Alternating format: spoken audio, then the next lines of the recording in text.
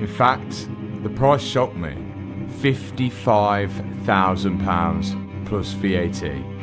On top of that, it's the other parts, which we're just kind of figuring out. This is the front differential. So this is what gives the wheels at the front drive. And the craziest thing that I couldn't understand is normally you have a prop shaft running from the gearbox at the back all the way to the front, or Americans call it a drive shaft, which spins from the engine power to there. But this doesn't have anything. Look, under here, look, there's no gap, there's nothing. This front differential is purely powered by electric only.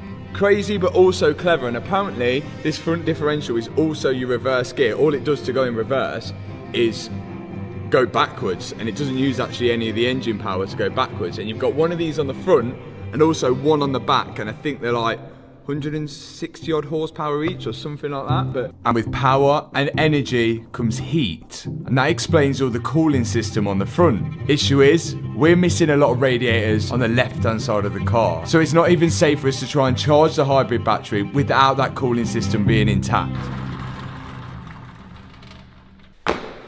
The Lamborghini Revuelto. Now, these cars at the minute, second hand used, are worth upwards of £500,000. I got my Lamborghini Revuelto for